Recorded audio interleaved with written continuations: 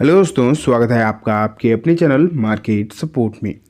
दोस्तों, आज की इस वीडियो में हम डिस्कस करने वाले हैं जियो फाइनेंशियल सर्विसेज के शेयर के बारे में। अगर आप देखोगे तो जियो फाइनेंशियल का जो काउंटर रहा है वो डेफिनेटली उम्मीदें तो इससे काफ़ी ज़्यादा रही हैं, इसमें तो कोई भी डाउट वाली बात है ही नहीं।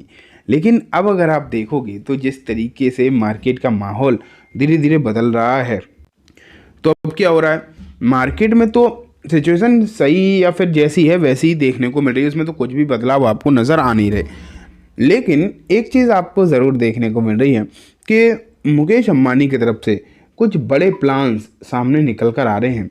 आज की इस वीडियो में जो है हम उसी के बारे में डिस्कस करेंगे। मुकेश अंबानी की तरफ से कुछ बड़े बयान देखने को मिले हैं। अभी रिसेंटली आसम समिट हुई थी, वहाँ पर मुकेश अंबानी एंड गौतम अदानी दोनों के ही बयान निकल कर आए हैं, वो मैं आपको आज की इस वीडियो में दिखाऊंगा।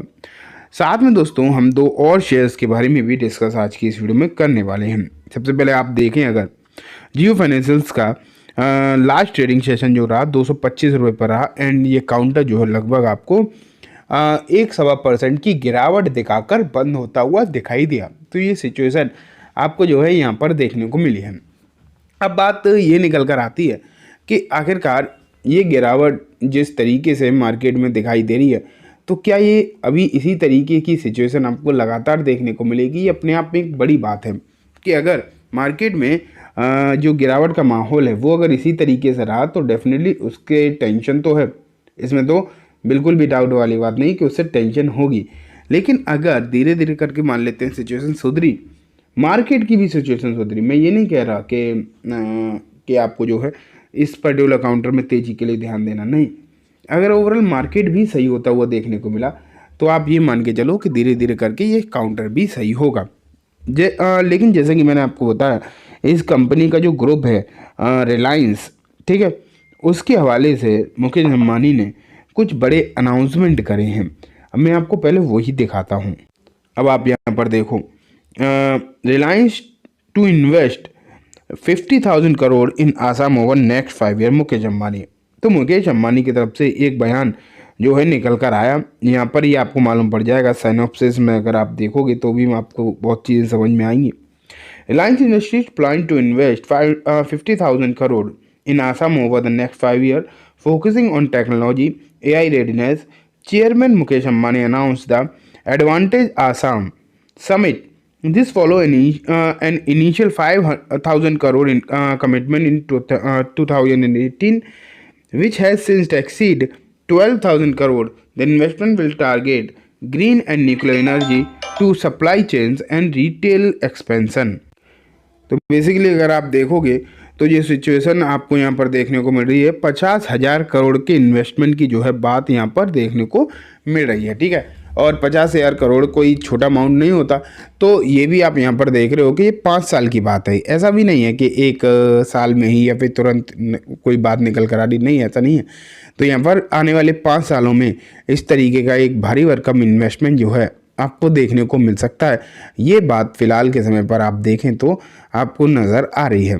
एंड ये भी आप मान के चलो कि अगर आने वाले दिनों में इस तरीके के इन्वेस्टमेंट आसाम में होता है तो आसाम के लिए तो अच्छी बात है, इसमें तो कोई डाउट नहीं है।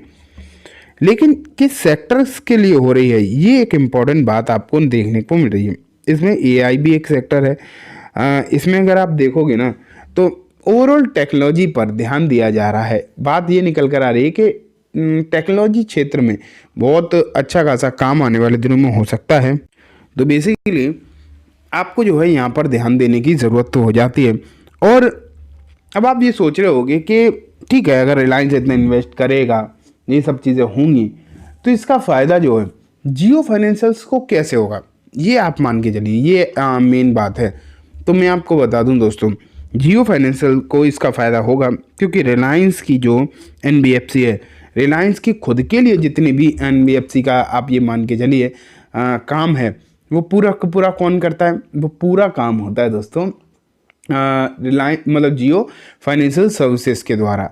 और अगर आने वाले दिनों में आप ये मान के चलो इतना बड़ा इन्वेस्टमेंट अगर आता है तो क्लियर है ये पैसा कौन मतलब अरेंज करेगा, कौन ये पैसा देगा? तो ये पैसा देगी जियो फाइनेंशियल सर्विसेज, ठीक है। और जियो फाइनेंशियल सर्विसेज जब इस तरीके के प्लान में इन्वॉल्व होगा तो उसका फ़ायदा उसे हो सकता है, इस बात के जो चांसेस हैं वो बहुत ज़्यादा देखने को मिलते हैं। इसलिए दोस्तों मुझे जहाँ तक लगता है आपको ध्यान देना चाहिए जियो फाइनेंशियल सर्विसेज पर। फ़िलहाल की जो सिचुएशन है इस काउंटर की, अब पहले जो वैल्यूएशन वाली चीज़ें थी, वैल्यूएशन के रिगार्डिंग जितनी भी चीज़ें आपको देखने को मिलती थी, लगातार समस्या ही समस्या देखने को मिलती थी, अब अगर आप देखोगे तो अभी वो चीज़ें देखने को नहीं मिल रही हैं। ठीक है, अभी वो चीज़ें अगर आप देखोगे तो देखने को नहीं मिल रही हैं। इसलिए मुझे जहाँ तक लगता है आपको जो है फ़िलहाल के समय पर यहाँ पर जियो फाइनेंशियल सर्विसेज पर ध्यान देना चाहिए।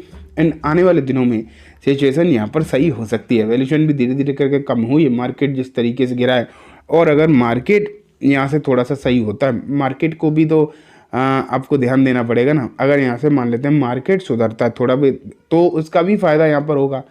तो इसलिए मुझे जहाँ तक लगता है दोस्तों आपको इन चीज़ों पर फ़िलहाल के समय पर ध्यान देकर चलना चाहिए, और जियो में आने वाले दिन जो हैं अच्छे हो सकते हैं।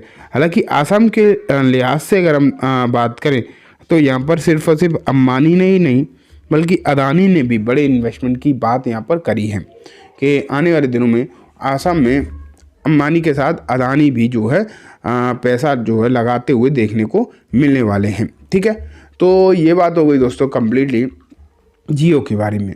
अब जो है मैं आपको नेक्स्ट कॉइन मतलब शेयर के ऊपर लेकर चलता हूँ।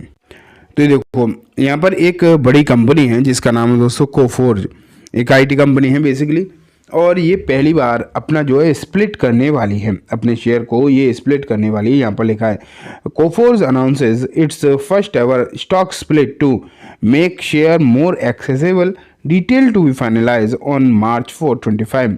यहाँ अगर आप देखोगे तो यहाँ पर जो है स्प्लिट होने वाला है। ठीक है, ये खबरें निकल कर आ चुकी हैं कि जो शेयर है वो तो स्प्लिट होगा, लेकिन इसकी जो डिटेल्स हैं वो अभी नहीं आई हैं। वो आपको 4 मार्च को देखने को मिलेंगी कि क्या रेशियो होगा, क्या डेट यहाँ पर होगी, वो सब कुछ आपको 4 तारीख को पता चलेगा। ठीक, तो ये बात हो गई एक स्प्लिट वाले शेयर के बारे में भी। अब हम बात करते हैं नेक्स्ट डिविडेंड वाले शेयर के बारे में, एंड इसका नाम है दोस्तों ITC लिमिटेड। ITC में अगर आप देखोगे तो 6.25 रुपये का डिविडेंड, इंटरिम डिविडेंड यहाँ पर इन्होंने अनाउंस कर दिया है। एंड कंपनी की अगर बात करें तो इसकी जो एक्स डेट थी वो आप यहाँ पर देख रहे हैं वो तो निकल गई है, लेकिन अभी तक डिविडेंड आया नहीं है, ये इंपॉर्टेंट बात है। लेकिन कंपनी ने कहा है कि मार्च के अंत तक यहाँ पर जो है आपको डिविडेंड मिल जाएगा, तो इसका भी आपको जो है ध्यान रखना चाहिए। ठीक है, तो दोस्तों ये बात हो गई कम्प्लीटली तीनों ही कंपनीज़ के बारे में। उम्मीद है आपको सब कुछ अच्छे से समझ में आ गया होगा। अब मैं इस वीडियो को यहीं ख़त्म करूँगा। जाने से पहले बस एक बार बोलना चाहूँगा, वीडियो अच्छी लगी हो तो इसे लाइक करना, चैनल को भी ज़रूर सब्सक्राइब करना, जाते जाते बेल आइकन भी दबाना, जिससे कि जब भी मैं कोई वीडियो डालूँ आपके पास नोटिफिकेशन आ जाए। एंड दोस्तों वीडियो सिर्फ और सिर्फ एजुकेशन एंड इन्फॉर्मेशन पर्पस है, तो इसे किसी भी तरीके की बाइंग सेलिंग की रिकमेंडेशन के तौर पर बिल्कुल भी ना देखें। थैंक